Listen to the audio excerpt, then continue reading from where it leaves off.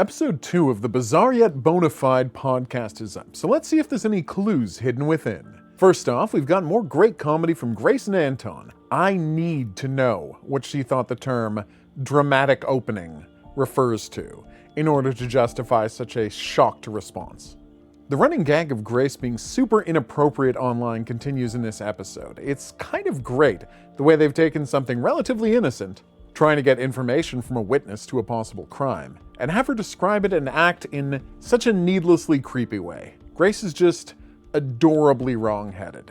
Interesting notes from the follow-up of the 15-year-old's testimony. We learn that he's the only one who saw the body rather than the whole group of kids. Now this tracks with Laura's experiences in the prologue.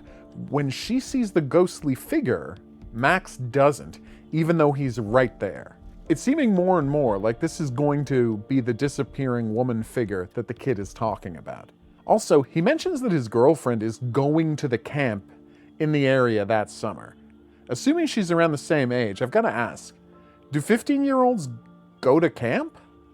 Camp wasn't really a thing I did as a youth. I think I went once when I was around 6 years old, and even then it was only a day camp. Seems weird to me. But maybe it's a completely normal thing in New York State. The cryptid talk is great, especially Anton's complete lack of interest in reading the script about Bigfoot and the way he delivers those lines with as little energy as possible. And the interplay with Anton during the run about how Grace is hot for Bigfoot is the best comedy I've yet heard on the podcast. The cryptid rundown is also fun, with Wendigos getting a shout out, and I like the little note that the lonely lake monster Nyx, which I hadn't heard of, but it's apparently a German water sprite? Anyway, it attacks on Thursdays. Interesting note, the prologue, which is set on June 24th, 2021, is happening on a Thursday night. Grace's new theory, that Bigfoot buried the body, doesn't really track with the known facts of the case. Bigfoot picking up a body would have left marks. The famous Big Feet are kind of known for that after all. I'm excited to see what happens as they look into the possible disappearances, and the title of the next episode, Missing Presumed Dead, suggests that Grace has found some possible candidates for the dead woman's identity. Will we hear about the destroyed carnival next time? Can't wait to find out. Okay, now let's take a look at Ryan's video. We just have the face cam, not the profile video yet, but it's still interesting. His aftermath pic is him covered in blood, but they're using the black and white filter so it doesn't look too gruesome. That's 2 videos in a row where they've done that.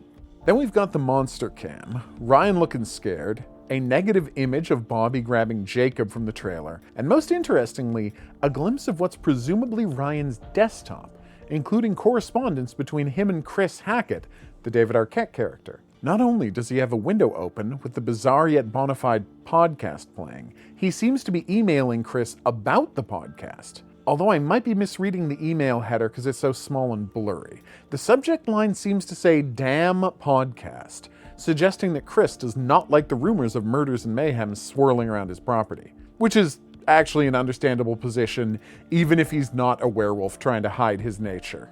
I can't make out any of the other words, but if you can, please let me know in the comments. I think the third email is from someone named Bill, and the fourth has a name I can't read, but the subject line is, "Please confirm." Sadly, there's no text leading me to a Kayla-style website. Yet.